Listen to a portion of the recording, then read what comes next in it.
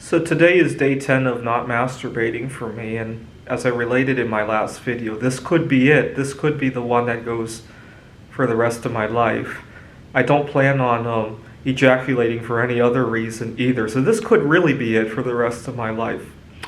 Now, I got a subscriber who commented about how the time that I had a craving to do this at work or on an airplane, how tough that might have been. I gotta point out, it's not so much the craving that is tough, it's the idea of how masturbating functions in our society that is tough, right? If you have a cigarette craving, let's say, or your friends invite you to a party and you have alcohol problems, you can honestly tell the person why you don't want to go to a party, why you don't want to go certain places where smoking is going to be, why you don't want to hang out with certain people who like to gamble. You can probably say those things, right? With masturbating, it doesn't work that way, right? If you're having a difficult time and you end up tossing and turning all night and you need to show up to work late the next day, you can't do that, right? You can't tell your boss, oh my God, it's 2 a.m. and I haven't been able to sleep because I quit masturbating. You can't really do that, right? The other day I kind of got away with it because we have a heat wave going on. So I told my work that we don't have air conditioning at home, so I haven't been able to get any sleep. But the truth is, the real reason I couldn't get any sleep was the masturbating. It really was. That's the tough part. Having to deal with a craving, if you could talk about it, right? If I could go to work and say, I apologize about all these mistakes. I quit smoking 10 days ago, right?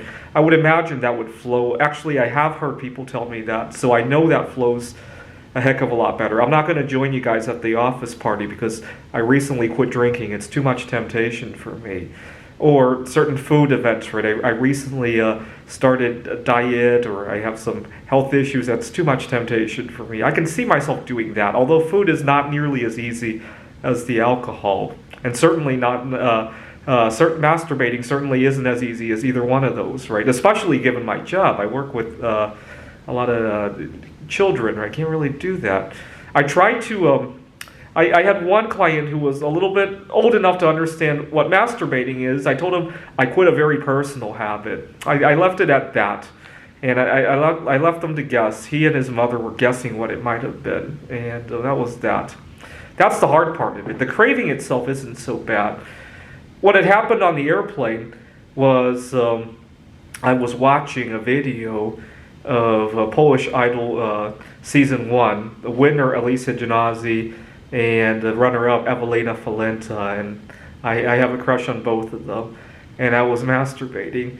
And the guy at the window seat needed to get something from the overhead compartment of the seat as I was doing this. And he saw the video. He saw that I was a mess. I was sweating profusely.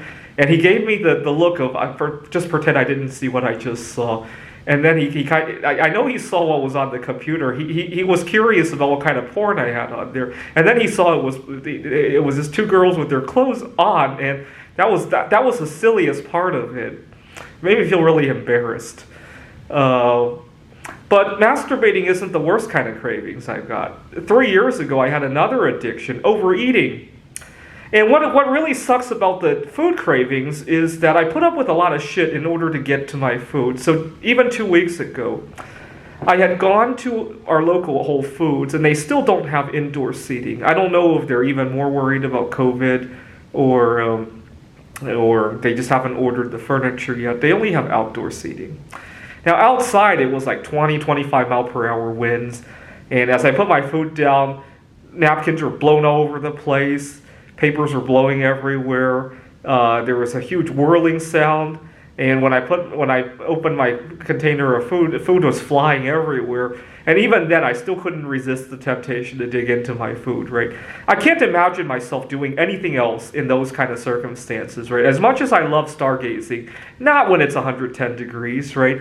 As much as I love writing computer games, not when I'm sick with COVID-19 or some other matter. Right? Not when although I gotta confess, I almost missed going to my grandpa's funeral to write computer games, but that was a very rare exception, right? And I didn't even want to think about my grandpa passing away. That's probably why I didn't want to go to the funeral in the first place.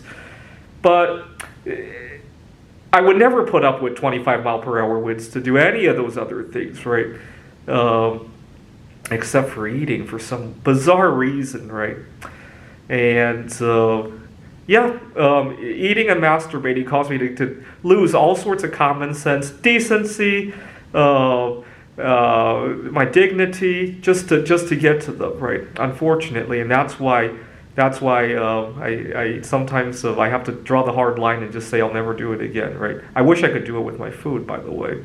I did try it, but there are a lot of things that I have yet to do in my life before I get to that point.